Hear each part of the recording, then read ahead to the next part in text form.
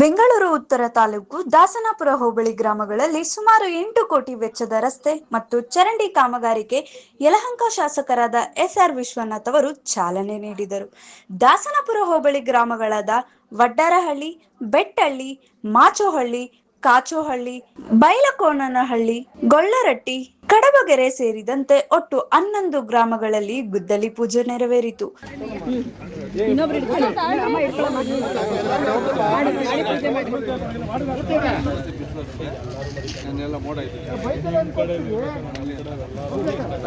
ಕಾಚೋಹಳ್ಳಿ, ಮಾಚೋಹಳ್ಳಿ, ಕಡಬಗೆರೆ ಮತ್ತು ಸೊಂಡೆಕೊಪ್ಪ, ದಾಸಪುರ ಗ್ರಾಮ ಪಂಚಾಯಿತಿ ಹಲವು ಗ್ರಾಮಗಳಲ್ಲಿ ವಿಶೇಷ ಅನುದಾನದ ಅಡಿಯಲ್ಲಿ ಕಾಂಕ್ರೀಟ್ ರಸ್ತೆ, ಡಾಂಬರೀಕರಣ ರಸ್ತೆ, ಡ್ರೈನೇಜು ಇದರ ಕಾಮಗಾರಿಗಳನ್ನು ಮಾಡಿದ್ವಿ. ಒಟ್ಟು ಸುಮಾರು 8 ಕೋಟಿ ರೂಪಾಯಿ ವೆಚ್ಚದ ಕಾಮಗಾರಿಗಳಿಗೆ ಇವತ್ತು ಚಾಲನೆಯನ್ನು ಕೊಟ್ಟಿದ್ದೀನಿ.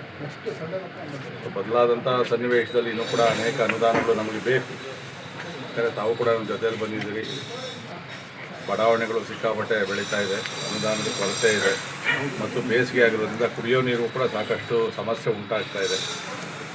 ಈಗಾಗಲೇ ನಾವು ಸರ್ಕಾರವನ್ನು ಒತ್ತಾಯ ಮಾಡಿದ್ವಿ, ಕುಡಿಯೋ ನೀರಿಗೆ ಟಾಸ್ಕ್ ಫೋರ್ಸಲ್ಲಿ ಬೋರ್ವೆಲ್ ಕೊರೆಯೋದಕ್ಕೆ ಹೆಚ್ಚಿನ ಅನುದಾನವನ್ನು ಕೊಡಬೇಕು ಅಂತೇಳಿ. ಇನ್ನು ಈ ಹೊಸ ಮುಖ್ಯಮಂತ್ರಿಗಳು ಬಂದ ಮೇಲೆ ಏನು ಮಾಡ್ತಾರೆ ಗೊತ್ತಿಲ್ಲ. ನಮಗೆ ಕೊಟ್ಟಿರತಕ್ಕಂಥ ಅನುದಾನ ಭಾಳ ಕಡಿಮೆ ಇದೆ. ಆದರೂ ಕೂಡ ಇರೋದರಲ್ಲಿ ಒಂದಷ್ಟು ಕಾಮಗಾರಿಗಳನ್ನು ತಂದು ಕೆಲಸ ಕಾರ್ಯಗಳನ್ನು ಮಾಡ್ತಾಯಿದ್ದೀನಿ. ಇನ್ನೂ ಈಗ ಏನು ಗ್ರಾಮ ಪಂಚಾಯತಿ 4 ಪಂಚಾಯತಿಯಲ್ಲಿ ಮಾಡಿದ್ದೀವಿ, ಕ್ಷೇತ್ರದ ಎಲ್ಲ ಗ್ರಾಮ ಪಂಚಾಯತಿಗೂ ಕೂಡ ಮತ್ತೆ ಅನುದಾನವನ್ನು ತಗೊಂಡು ಬಂದಿದ್ದೀನಿ. ಅದನ್ನು ಕಾಮಗಾರಿಗಳನ್ನು ಹಂತ ಹಂತವಾಗಿ ನಾನು ಮುಂದುವರ್ಸ್ಕೊಂಡು ಹೋಗ್ತೀನಿ. ನಾಡಪ್ರಭು ಕೆಂಪೇಗೌಡರ 517ನೇ ಜಯಂತ್ಯೋತ್ಸವವನ್ನು ಭಾಳ ವಿಜೃಂಭಣೆಯಿಂದ ನಮ್ಮ ಯಲಹಂಕದಲ್ಲಿ ನಾವು ಆಯೋಜನೆ ಮಾಡಿದ್ವಿ. 18 ವರ್ಷಗಳಿಂದ ಕೂಡ ನಾವು ಸರ್ಕಾರಿ ಅಧಿಕಾರಿಗಳು ಮತ್ತು ಎಲ್ಲರೂ ಸೇರಿ ನಾವು ಮಾಡ್ತೀವಿ. ಈ ವರ್ಷ ಕೂಡ 26ನೇ ತಾರೀಕು ಸಂಜೆ ಅನೇಕ ದೇವಸ್ಥಾನಗಳನ್ನು ಸ್ವಚ್ಛತೆ ಮಾಡೋದು ಮತ್ತು ಗಿಡ ನೆಡೋದ್ರ ಮುಖಾಂತರ ಪ್ರಾರಂಭ ಮಾಡಿದ್ವಿ. 26ನೇ ತಾರೀಕು 27ನೇ ತಾರೀಕು ಬೆಳಗ್ಗೆ 6:30ಗೆ ಯಲಹಂಕ ಉಪನಗರದಲ್ಲಿರ್ತಕ್ಕಂಥ ವೀರ ಸಾವರ್ಕರ್ ಮೇಲ್ಸೇತುವೆಯಿಂದ ನಾವು ವಾಕಥಾನನ ಮಾಡ್ತೀವಿ. ಕೆಂಪೇಗೌಡರ ಅಭಿವೃದ್ಧಿಯನ್ನು ನೆನೆಸ್ಕೊಂಡು ಯಲಹಂಕ ಮತ್ತು ಬೆಂಗಳೂರು ಅಭಿವೃದ್ಧಿ ಆಗಬೇಕು, ಪರಿಸರವನ್ನು ಸಂರಕ್ಷಣೆ ಮಾಡಬೇಕು ಅಂಥೇಳಿ ನಾವು ಸುಮಾರು 2,500ಕ್ಕೂ ಹೆಚ್ಚು ಯುವಕರು ಆ ಒಂದು ವಾಕಥಾನಲ್ಲಿ ಭಾಗವಹಿಸ್ತಾರೆ. ಸುಮಾರು 5 ಕಿಲೋಮೀಟರ್ಗಳ ವಾಕಥಾನ. ಅದು ಮುಕ್ತಾಯ ಆದಮೇಲೆ 8:30-9 ಗಂಟೆಗೆ ನಾವು ಯಲಹಂಕ ಹಳೇ ನಗರದಲ್ಲಿರ್ತಕ್ಕಂಥ ಕೆಂಪೇಗೌಡರ ಪ್ರತಿಮೆಗೆ ಮಾಲಾರ್ಪಣೆಯನ್ನು ಮಾಡಿ ವಿಜೃಂಭಣೆಯಾದಂಥ ಮೆರವಣಿಗೆ ಪ್ರಾರಂಭ ಮಾಡ್ತೀವಿ. ಅಲ್ಲಿಂದ ಕೂಡ ಸೊ ಹೂವಿನ ಪಲ್ಲಕ್ಕಿಯಲ್ಲಿ ಕೆಂಪೇಗೌಡರ ಪ್ರತಿಮೆಯನ್ನಿಟ್ಟು ಮತ್ತು ಅನೇಕ ವಾದ್ಯಗಳು ಸಾವಿರಾರು ಸಂಖ್ಯೆಯಲ್ಲಿ, ನನ್ನ ಎಕ್ಸ್ಪೆಕ್ಟೇಷನ್ 10,000 ಜನ ಆಗ್ಬೋದು ಅಂಥೇಳಿ ಮೊದಲನೇ ಬಾರಿಗೆ ಭಾಳ ದೊಡ್ಡ ಪ್ರಮಾಣದಲ್ಲಿ ಮೆರವಣಿಗೆಯನ್ನು ಕೂಡ ನಾವು ಮಾಡ್ತಾಯಿದ್ದೀವಿ.